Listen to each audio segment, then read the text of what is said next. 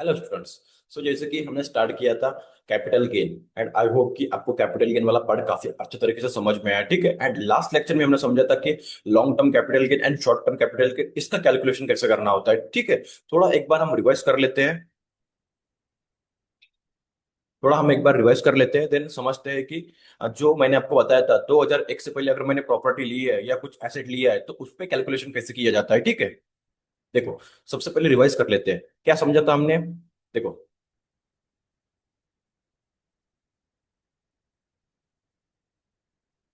ठीक है, देखो हमने स्टार्ट किया था कैपिटल गेन। ठीक है, उसमें हमने समझे थे दो parts, long term short term. ठीक है, तो लॉन्ग टर्म शॉर्ट टर्म किसे बोलते हैं, इसके जो अलग अलग एसेट होते हैं उस एसेट्स के हिसाब से short term and long term decide करते हैं। ठीक है, सबसे पहले हमने देखा था zero coupon bond, mutual fund, है ना, यूनिट्स ऑफ यूटीआई। ये अगर है, ठीक है, ये एसेट्स है, अगर ये एक साल से कम है तो क्या मान लेंगे हम इसको शॉर्ट टर्म कैपिटल गेन, और एक साल से ज्यादा है तो लॉन्ग टर्म कैपिटल गेन। ठीक है, उसके बाद हमारे पास अगर बिल्डिंग, शेयर्स, लैंड है ना, तो ये अगर 2 साल से कम है तो हम क्या मानेंगे, short term capital gain, and 2 साल से ज्यादा है तो हम इसे लॉन्ग टर्म कैपिटल गेन मानेंगे। अंडरस्टैंड। उसके बाद हमने देखा था जैसे कि ज्वेलरी या फिर कोई आर्ट्स, है ना, या फिर म्यूचुअल फंड लेकिन डेप ओरिएंटेड, ठीक है, या फिर अनलिस्टेड डिबेंचर सिक्योरिटीज, ये अगर है हमारे पास लेकिन 3 साल से कम, ठीक है, तो इसे हम क्या मानेंगे, शॉर्ट टर्म कैपिटल गेन। अगर 3 साल से ज्यादा हो जाती है तो इसे क्या मानेंगे हम, long term capital gain. I hope कि ये जो पार्ट है आपको अंडरस्टैंड हुआ। ठीक है, उसके बाद हमने देखा था लॉन्ग टर्म में इंडेक्सेशन का यूज कैसे किया जाता है। ठीक है, देखो, हमने समझा था कि जो शॉर्ट टर्म होता है, ठीक है, शॉर्ट टर्म कैपिटल गेन, इसमें जो हम कैलकुलेट करते हैं, है ना, वो कैसे करते हैं ये हमने समझा था। देखो, सबसे पहले हम क्या लेते हैं,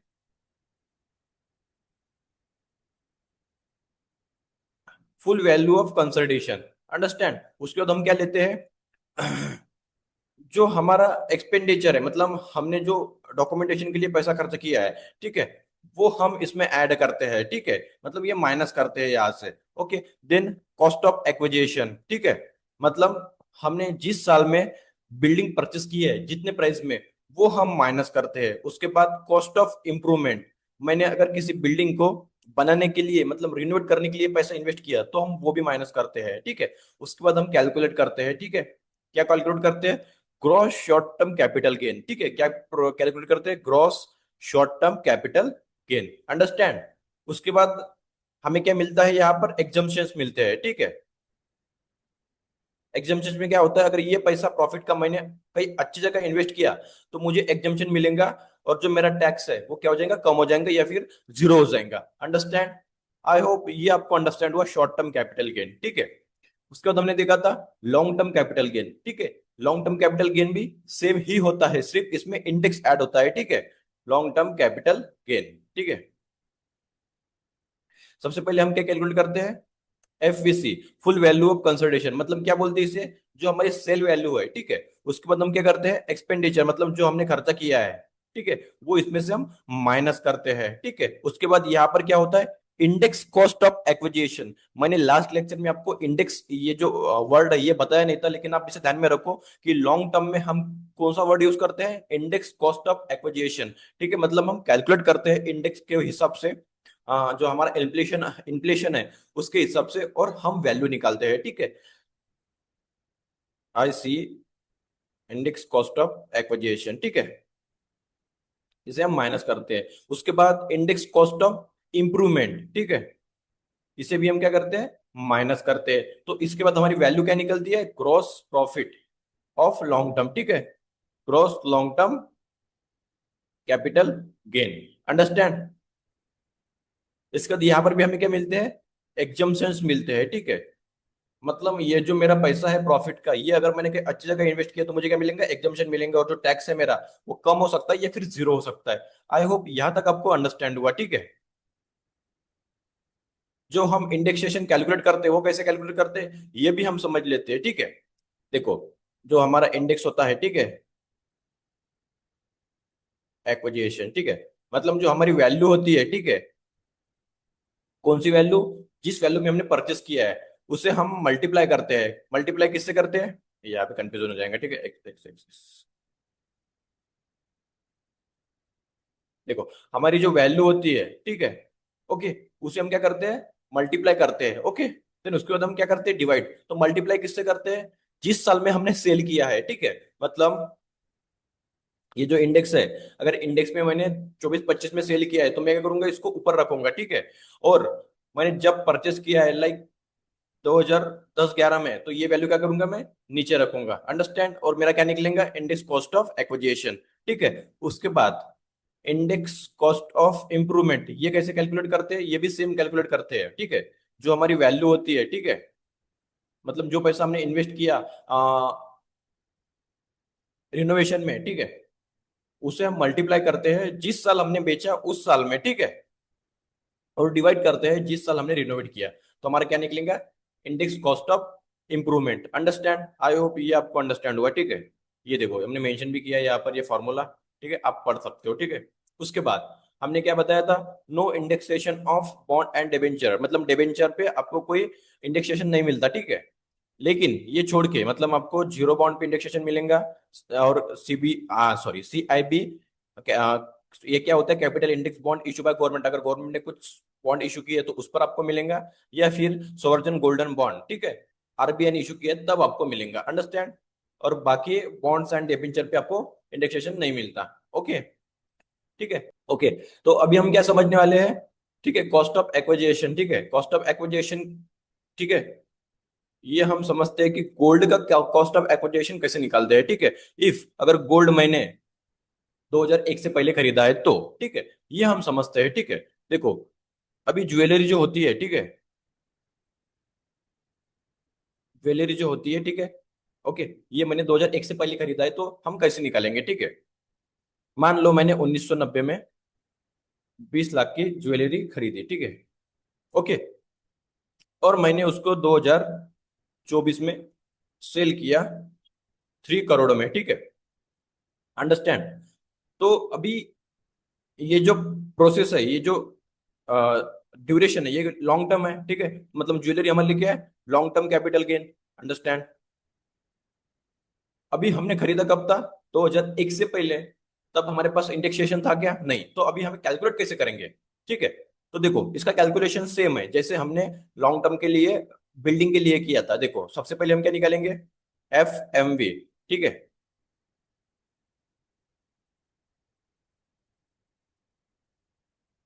सबसे पहले हम क्या निकालेंगे,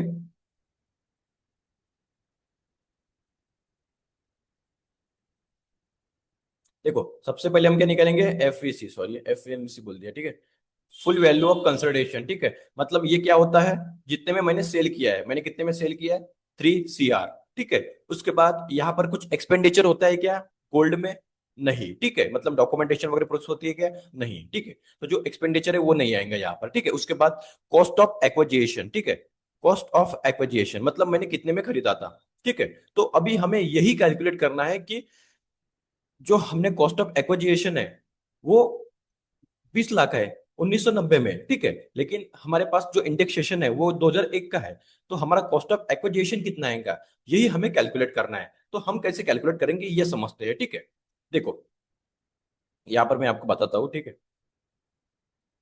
आप समझो एक बात कि हमने यहाँ पे क्या बोल रहा है, देखो दो पॉइंट है, एक ओरिजिनल कॉस्ट या फिर FMV, फेयर मार्केट वैल्यू 2001 की, ठीक है। तो हमारी ओरिजिनल कॉस्ट क्या है, 20 लाख, अंडरस्टैंड। सेकंड क्या है, FMV 2001 की हमारी फेयर मार्केट वैल्यू हमें चेक करना है, ठीक है। अगर आप गूगल करोगे कि 2001 में हमारी फेयर मार्केट वैल्यू क्या थी तो आपको मिल जाएंगी, ठीक है। मतलब गोल्ड की प्राइस क्या थी, ठीक है। 2001 की मैं मान लेता हूँ कि 2001 की गोल्ड की प्राइस यहाँ पर थी 40 लाख रुपीस, ठीक है, कितनी, 40 लाख रुपीस, ठीक है। तो 2001 की 40 लाख हो गई, अंडरस्टैंड। तो हमारे पास इंडेक्सेशन है 2001 का, बरोबर है। तो ये दोनों में से सबसे बड़ी वैल्यू कौन सी है, 40 लाख। तो इस हिसाब से हम क्या करेंगे, इंडेक्सेशन वैल्यू कैलकुलेट करेंगे। अभी इंडेक्सेशन वैल्यू कैसे कैलकुलेट करते हैं, 40 इंटू, ठीक है। अभी हम चेक करेंगे, देखो 2001 में हमारा क्या था, कॉस्ट इन्फ्लेशन इंडेक्स 100, और 2024 में जब हमने बेचा तब क्या था, 363। इसे हम कैलकुलेट करेंगे, ओके। देखो ऊपर क्या लेते हैं हम, जिस साल हमने बेचा 633, और नीचे क्या लेते हैं, जिस साल हमने खरीदा था, ठीक है। अगर इसे हम कैलकुलेट करते हैं तो कितना आता है, ठीक है, 1,45,00,000, ठीक है, 20,000। ये क्या हो जाएंगी मेरी कॉस्ट एक्विजिशन वैल्यू, कब की, 2024 की, ठीक है। 1,45,20,000, ठीक है। अगर मैं, ये हो गई हमारी कॉस्ट ऑफ एक्विजिशन वैल्यू, ठीक है। उसके बाद यहाँ पर कॉस्ट ऑफ इंप्रूवमेंट वैल्यू होती है क्या, गोल्ड में, ज्वेलरी में नहीं, क्योंकि हम उसको इंप्रूवमेंट नहीं करते ना, तो यहाँ पे नहीं लाएंगे, ठीक है। इसके बाद हम इसको कैलकुलेट करेंगे तो हमारी क्या निकलेंगी, gross long term capital gain, ठीक है। अगर मैं इसे कैलकुलेट करता हूँ, ठीक है, कितना आएगा, 55,20, ठीक है।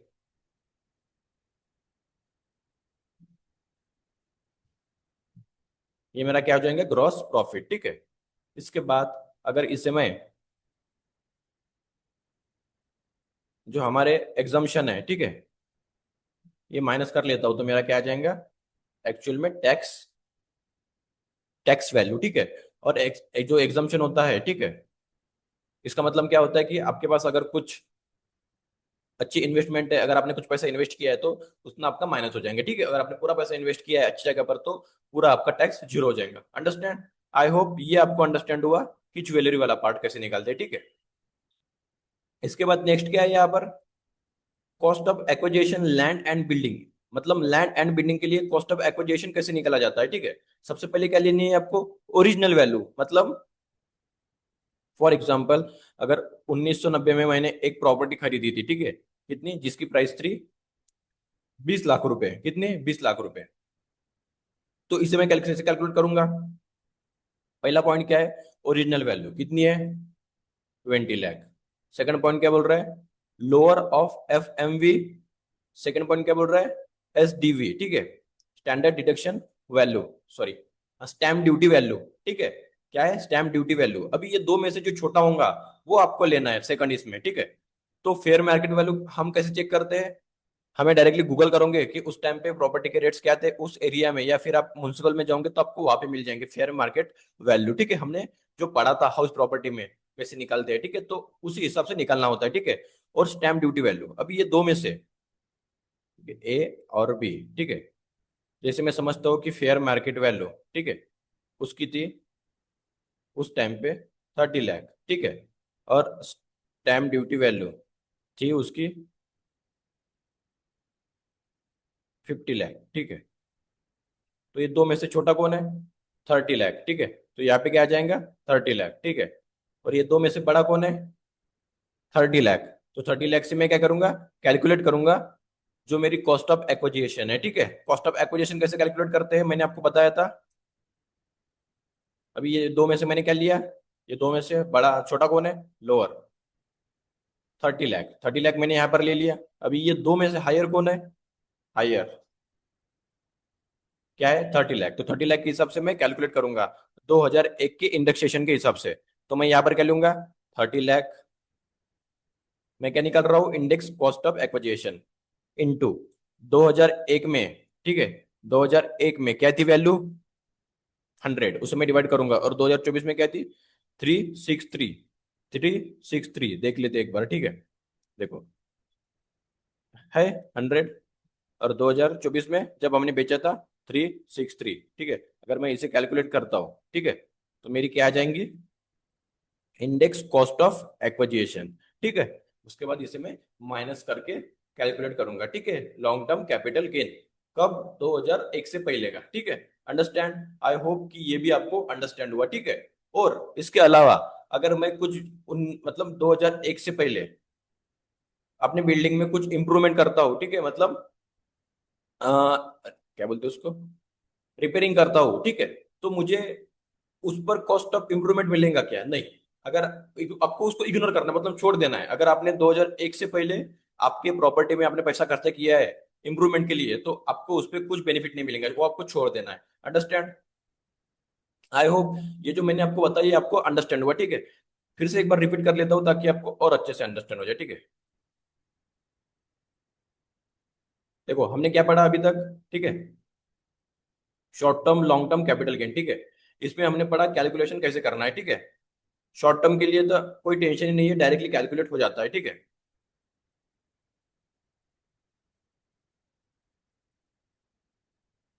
ठीक है, हमने क्या पढ़ा अभी तक, शॉर्ट टर्म कैपिटल गेन, ठीक है। ये कैसे कैलकुलेट करते हैं, ठीक है। यहाँ पर हम क्या लेते हैं, F, fair, fair value consultation, FVC, ठीक है। फेयर वैल्यू कंसल्टेशन, ठीक है। इसका मतलब क्या होता है, सेल, मतलब जिस प्राइस में हमने सेल किया उसके बाद यहाँ पर हम क्या लेते हैं, कॉस्ट ऑफ एक्विजिशन, ठीक है। जिस प्राइस में हमने परचेस किया, ठीक है। कॉस्ट ऑफ इंप्रूवमेंट, मैंने अगर बिल्डिंग में कुछ पैसा खर्चा किया है बनाने के लिए, वो माइनस करूंगा, ठीक है। ये सब माइनस होंगे, ठीक है। उसके बाद एक्सपेंडिचर, मतलब अगर मैंने कुछ पैसा खर्चा किया है डॉक्यूमेंटेशन में, वो भी मैं क्या करूंगा, माइनस करूंगा। इसके बाद मेरा क्या निकलेगा, gross short term capital gain, ठीक है। अंडरस्टैंड। उसके बाद अगर मैंने ये पैसा किसी अच्छी जगह पे इन्वेस्ट किया तो मुझे क्या मिलेगा, एग्जम्पशन, ठीक है। क्या मिलेगा, एग्जम्पशन, तो मेरा टैक्स क्या हो जाएगा, माइनस, ठीक है। और ये जो टैक्सेबल वैल्यू है ये मेरी निकल जाएंगी, अंडरस्टैंड। उसके बाद हमने क्या देखा था, लॉन्ग टर्म कैपिटल गेन, ठीक है। इसमें हमने समझा था कि अगर मेरे पास प्रॉपर्टी है, ठीक है, ओके, तो इसका हम कैसे निकालते हैं, अगर मैंने प्रॉपर्टी ली है और इसको मैंने बेचा, ठीक है, लॉन्ग टर्म में बेचा, इसकी सबसे पहले क्या निकलूंगा, FVC, मतलब जो मैंने सेल किया है, ठीक है। उसके बाद जो मैंने डॉक्यूमेंटेशन में पैसा खर्च किया है वो मैं माइनस करूंगा, ठीक है। उसके बाद मैं क्या निकालूंगा, इंडेक्स कॉस्ट ऑफ एक्विजिशन, ठीक है। वहां पे क्या था, कॉस्ट ऑफ एक्विजिशन, यहाँ पे क्या है, इंडेक्स, अंडरस्टैंड। मतलब 2001 से जो हमने खरीदा है वो क्या निकलेगा, हमारा इंडेक्स, ठीक है। उसके बाद यहाँ पर क्या निकलेगा, इंडेक्स कॉस्ट ऑफ इंप्रूवमेंट, ठीक है। अंडरस्टैंड। ये सब क्या हो जाएगा, माइनस, तो मेरा क्या निकलेगा, gross long term capital gain, ठीक है। उसके बाद मेरे मुझे क्या मिलेगा, एग्जम्पशन, ठीक है। ये क्या हो जाएगा मेरा माइनस, ठीक है। ये मेरे का निकलेगा टैक्सेबल वैल्यू, ठीक है। अंडरस्टैंड। ओके, आई होप ये अंडरस्टैंड हुआ। उसके बाद हमने क्या देखा अभी, अभी हमने दो तीन पार्ट देखे, ठीक है। पहला देखा कॉस्ट ऑफ एक्विजिशन, किसके लिए, ज्वेलरी के लिए, ठीक है। ज्वेलरी हो सकता है या कोई अदर हो सकता है, ठीक है, लेकिन सिर्फ बॉन्ड और डिबेंचर को छोड़ के, ठीक है। कैसे निकाला था कि इसमें हायर वैल्यू निकालनी होती है, ठीक है। एक तो आपको ओरिजिनल कॉस्ट लेनी है जो आपकी है, मतलब ये अगर 1990 का है, ठीक है, तो आपको ओरिजिनल कॉस्ट लेनी है, ठीक है। उसके बाद आपको FMV लेनी है, फेयर मार्केट वैल्यू, जो 2001 में चल रही है, ठीक है। आप गूगल करोगे तो आपको मिल जाएंगी, ठीक है। FMV जो 2001 में चल रही है, तो आपको क्या निकलेंगे, कॉस्ट ऑफ एक्विजिशन, ठीक है। उसके बाद हमने देखा था cost of acquisition land and building के लिए कैसे निकालते हैं। सबसे पहले हमें क्या निकालना है, ओरिजिनल कॉस्ट, ठीक है। उसके बाद सेकंड क्या था, FMV, ठीक है, और SDV, ठीक है। FMV मतलब फेयर मार्केट वैल्यू, और SDV मतलब स्टैम्प ड्यूटी वैल्यू। अगर फेयर मार्केट वैल्यू 2001 की जो है वो लेना है, और SDV स्टैम्प ड्यूटी वैल्यू जो है वो, ये दो में से जो छोटा होगा वो आपको लेना है, ठीक है। और यहाँ पे आपको सेकंड इसमें मेंशन करना है, ठीक है। और ये दो में से जो हायर है, ठीक है, हायर, ठीक है, वो आपको लेना है, ठीक है, क्या, हायर, ठीक है। अंडरस्टैंड। फिर आपको क्या निकलेगा, कॉस्ट ऑफ एक्विजिशन, ठीक है। उसको तो हमने देखा था अगर आपने कुछ बिल्डिंग बनाई है 2001 से पहले तो उसको आपको इग्नोर करना है, ठीक है। 2001 के बाद बनाई है तो आपको उस पर कॉस्ट ऑफ इंप्रूवमेंट मिलेगा, ठीक है। लेकिन 2001 से पहले लिया तो आपको कुछ नहीं मिलेगा, अंडरस्टैंड। आई होप यहाँ तक आपको अंडरस्टैंड हुआ, ठीक है। यहाँ पर हमारे ये चैप्टर मतलब एंड होता ही है, ठीक है। इसके बाद हम देखने वाले हैं कि रेट्स क्या होते हैं, ठीक है। एंड जो डिडक्शंस है, डिडक्शंस किसके, इसके ही डिडक्शंस, ठीक है। ये हम समझने वाले हैं नेक्स्ट चैप्टर में, ठीक है। आई होप यहाँ तक आपको अंडरस्टैंड हुआ। सो इस लेक्चर को वाइंड अप करता हूँ एंड थैंक यू।